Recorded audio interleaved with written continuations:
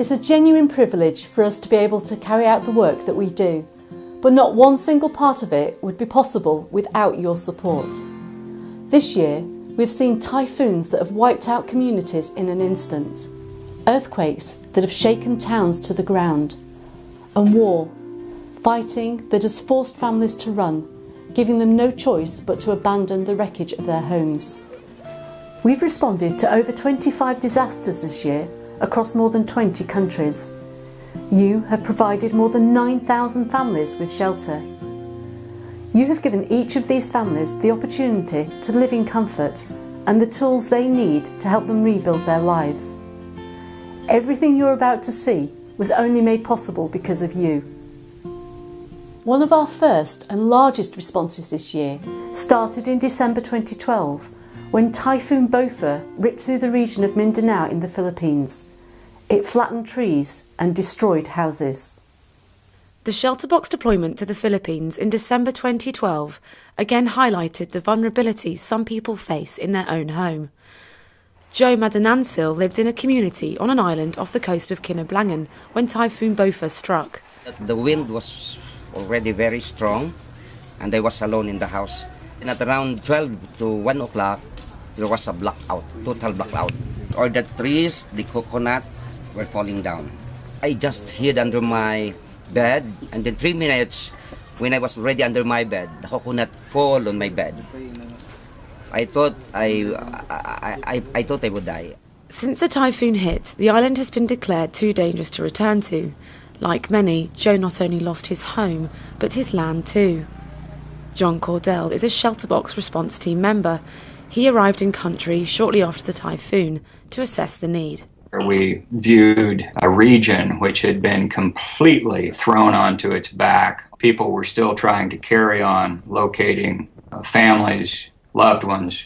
A storm such as this has never struck Mindanao before, but it also left people with a great deal of confusion about where they would find their future. The world was no longer the world that they remembered. I think probably one of the biggest benefits that ShelterBox can convey to people in these circumstances is to try and reduce the uncertainty that is almost overwhelming for them. It gives them something that they can be certain about. They know they have a roof over their heads. They know that they can keep their kids warm at night. That life, at least in a very small way, will continue as before. What they know is that their immediate needs can be taken care of. To help us continually improve the work that we do, we need to listen to the needs and experiences of those people that we are helping.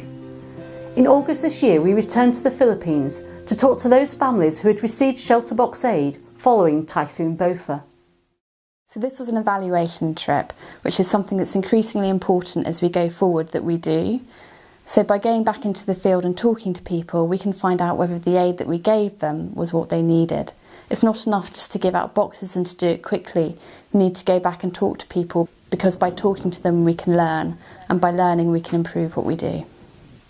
ShelterBox's new Chief Executive, ALISON Wallace, was part of the team that met up with beneficiaries and took part in the study. We're in the middle of one of the camps set up by ShelterBox back in December. There's 40 families and tents left here out of more than 100. These people are still waiting to be relocated. There's real issues around whether they can clear land and whether they can afford to rebuild, and the access to building materials. People are still here, still in ShelterBox tents, over 6 months after the original typhoon. So that clearly speaks to the quality of the equipment that we're providing people in the ShelterBoxes. As a charity, it's really important that we're accountable, and we can ask ourselves 3 questions. Are we doing what we said we'd do? Are we making a difference? And are we doing the right things operationally and strategically? And it's only by going back into the field that we can get the answers to these questions. The conflict in Syria has been in and out of the headlines for the past 2 years, but since the first days of clashes, we've been looking for ways to help. As the fighting escalated, so too did our response. We began this by delivering aid in the neighbouring countries of Lebanon, Jordan and Iraqi Kurdistan. In Lebanon in particular, Finding families and providing tents proved extremely difficult but incredibly rewarding. People think that this is the crisis now. In reality, it's not. This is just the start of it. Yeah. The real crisis will start to emerge, will start to happen when the Damascus battles become really tough and you will have millions of people just leaving. It is now said that 1 in 10 people living in Lebanon is a refugee. This is a huge strain on the smallest of Syria's neighbours, and as thousands flee Syria, some refugees have little to greet them in terms of aid and assistance. We saw the refugees living in self-made shelter. They had to scavenge the material, used cardboard to put on the walls. Seeing these families living in this poor condition gave me goosebumps. The small children, they have been living there for a few weeks. The ops team at ShelterBox began planning the response back in August 2012. It has been a long and difficult process. In Lebanon, there's a real concern with helping refugees become an established part of the population. It's something that has led to civil war in the past. And for that reason, the Lebanese government hasn't decided to set up refugee camps, which means that you have a huge number of people needing services which can only be provided in a very decentralized way. Dividing a consignment of 700 tents meant that we were able to get very good spread across the country. It also meant that we only focused on the absolutely most vulnerable people. But doing that obviously meant that we needed a huge amount of manpower. Slowly but surely, with the help of 27 implementing partners, tents began to reach families. We met a family that received a ShelterBox tent a couple days before, and the family was so nice. They invited us into their new home. They made some coffee for us and they told us what it meant to get a ShelterBox, that it really made a difference. The mother, she just said, well, it's the first time after a few days I see my children smile again. Because, you know, they just have a good night of sleep and we can be together as a family here. And that just gives me such a warm feeling that ShelterBox really does make a difference and can help families to start building a family life again. Even from surrounding countries, delivering aid in Syria seemed unlikely. But earlier this year, an opportunity presented itself that changed that situation.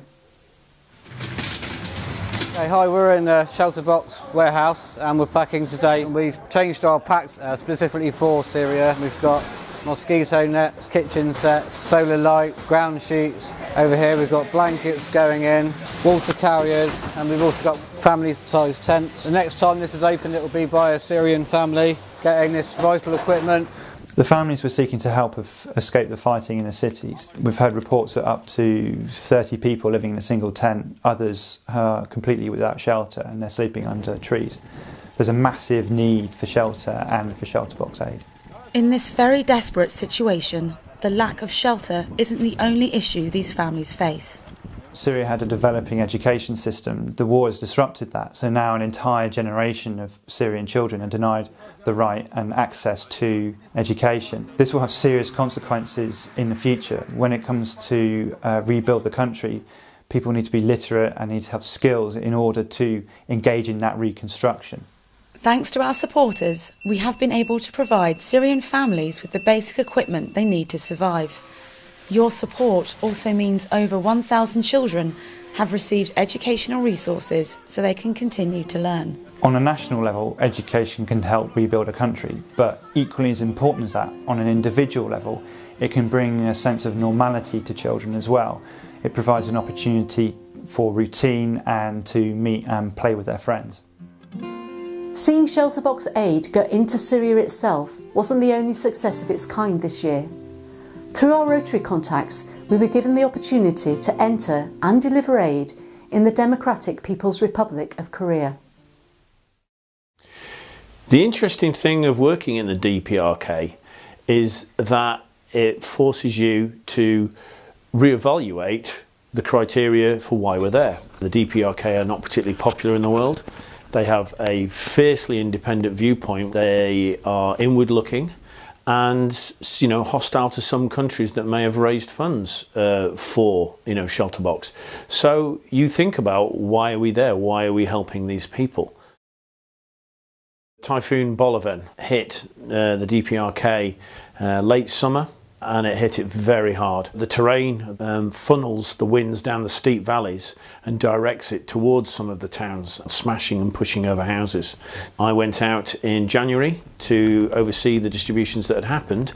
The town leaders were at great pains to point out the damage that had been caused, how they were up against the elements and the conditions to repair. Houses that had literally been smashed in two, like a gigantic fist had just pushed over half the house. People were still living in houses where the ceiling was bowing down and was starting to cave in, but that was all that they had. So the destruction was really widespread and very obvious. And here we are in a village in DPRK Korea. Devastation that the typhoon caused, smashed the buildings up. It's middle of winter, so repair is very, very difficult. And as we come around the corner, what do you know? We can see in the distance some ShelterBox tents.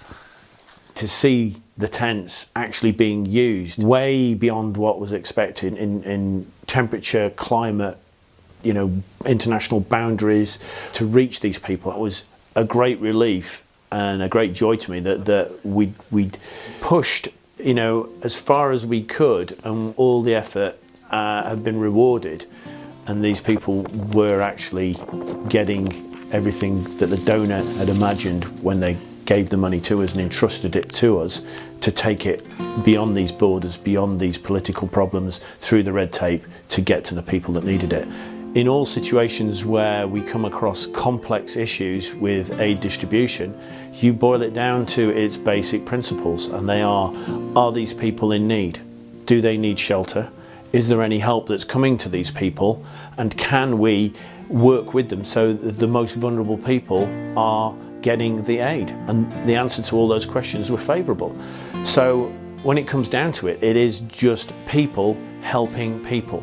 And the closer you get to the actual people in the tents and looking at their destroyed houses, these people are desperate. You don't live in a tent at -25 and below unless that is your only option. And if you think about it in its simplest values of people helping people who can't get help from anywhere else, then ShelterBox really, really does need to be there.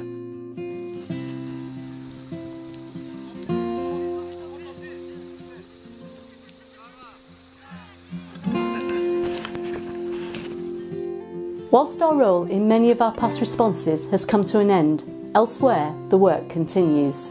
In Syria, the need for education grows each day, and most recently, your support has provided enough school packs for 370 Syrian children in Iraqi Kurdistan. During the making of this video, Typhoon Haiyan hit the Philippines. It caused utter devastation. The response from our donors was immediate, and this meant that within days we were able to start delivering enough aid to help thousands of families affected by the typhoon. The sheer scale of the damage caused means that our response in the Philippines is likely to continue for many months. We're only able to keep providing vital aid to families like those affected by Typhoon Haiyan because of your support. The final thing is to say thank you. Thank you from all of the families that you have sheltered this year, and from all of the children who now have the resources they need to learn. And of course, a huge thank you from us. Without you, it wouldn't be possible.